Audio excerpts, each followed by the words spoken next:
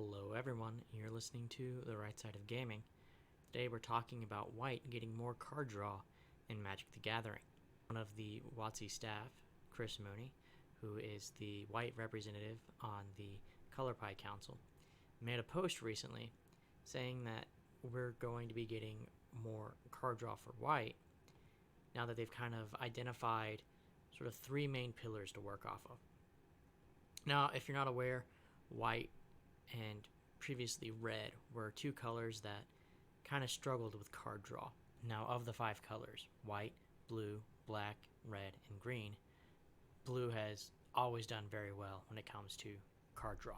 They can draw a lot of cards, they can draw fairly often, they have a lot of cards with that effect. Black also does pretty well, maybe not quite as good as blue, but they've had a lot of very consistent, reusable card draw or cards that would let them draw multiple cards at once. But black usually had it come at a cost, which is a big thing for black. Maybe they have ways around it.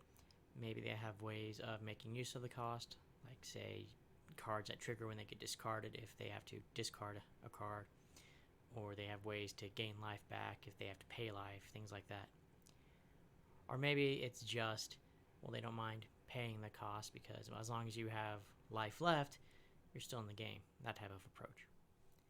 Green didn't do as well as the other two, but I think in recent years it's kind of stepped up its game and we've gotten more green card draw. The stuff that comes to mind immediately for me is usually tied to creatures, such as if you have a creature with a certain amount of power in play, you get to draw a card. White and red have traditionally struggled.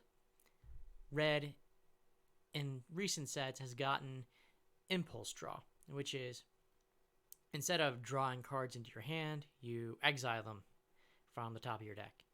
And until the end of your next turn, usually, you can play them as if they were in your hand. So you get draw, but it's temporary. It's, okay, you want to play these cards because you'll lose them if you don't. White has been kind of lagging behind the other colors. Now, the issue is that, yes, each color should have different things that it's good at. The problem is things like card draw and card advantage are so important to the game that pretty much every color needs some form of it. You can have that card draw happen in different ways just to give them a feel that's a little more unique, but it's still something that just as sort of a core mechanic to the game, everyone needs access to.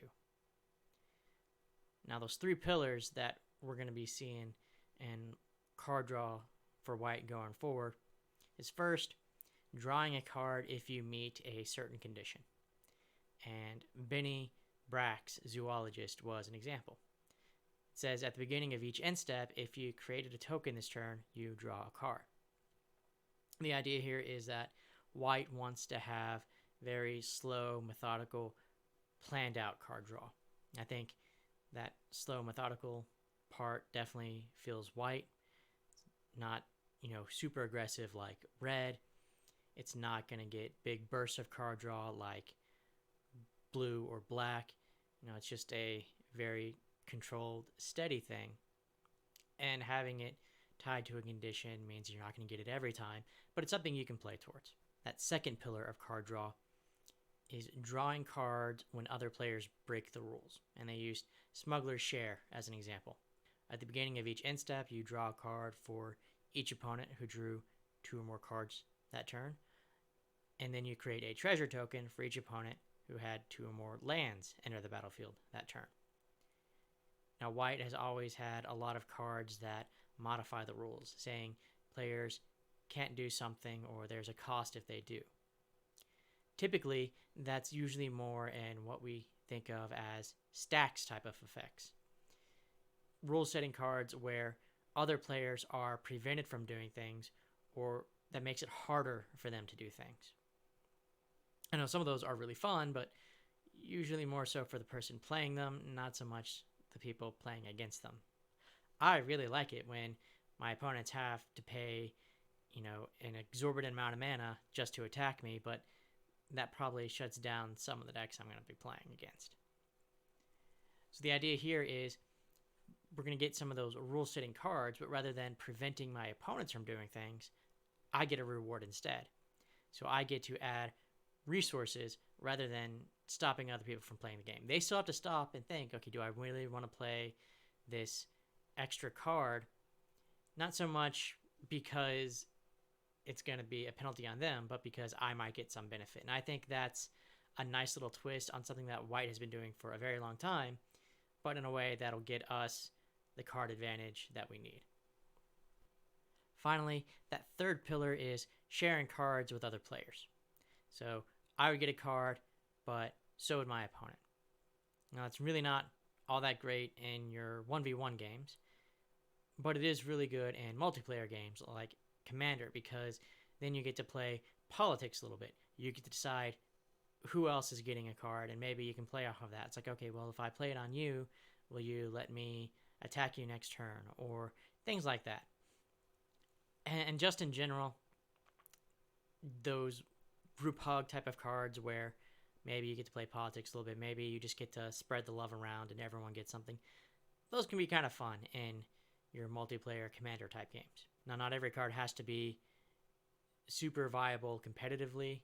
If it's not great in 1v1, and that's fine. It sounds like we still might be getting some options that might be good for 1v1 play if we do get cards in the future that, do give you that slow, methodical card advantage, or that can really get you some bonuses and resources for your opponents playing the rules. That doesn't necessarily have to be a multiplayer thing.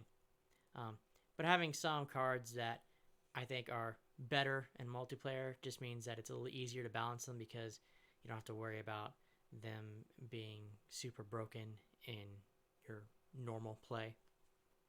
But overall, I think they did a good job, and I'm really looking forward to what they're putting out. I tend to play a lot of Orzhov, which is white and black, and a lot of times I might play just white, or if I'm feeling really spicy, maybe just black, or something like white in another color, or black in another color, or God forbid, 3 colors at once, white, black, and something else. I know I tend to fall into a very narrow category of the types of decks I usually prefer to play. But that's why I'm so happy about this, because those white decks have definitely been struggling. And I think they really nailed the flavor of these. The idea of, the setting rules and having that slow, methodical advantage where it's not just big bursts. It's just, I see white a lot as sort of the color of order. That's one of its sort of overarching flavor points, that it's wants rules, it wants everything to be controlled, and I think these types of approaches really benefit that. I think it also helps differentiate it from some of the other colors. Yeah, blue and black probably also have some steady card draw, but again, black's going to come at a penalty. Blue, well, it's actually a lot easier in blue, so I feel like there's going to be at least a difference in how it feels it plays. I guess you can get some steady card draw in green if you meet the conditions, but I feel like this is different enough, since a lot of this probably isn't going to be based on having big beefy creatures, that white will still feel distinct on that first pillar. And I feel like white really is sort of the rules color. I don't think it's really going to be stepping on a lot of toes with those breaking rules, drawing cards effect. And while there are group hug effects in various colors, I think, at least in recent releases, we've seen enough of that in white that I think that still feels like a very white way to go about it, because you have that sort of community approach to it. That's all I had for today. Thank you guys so much for listening. If you want to leave a like, comment, subscribe, that'd be great. Maybe tell me what your favorite card draw card from recent sets might have been. And if not, that's okay too. I understand. Either way, I hope you have an awesome day, and I will catch you next time.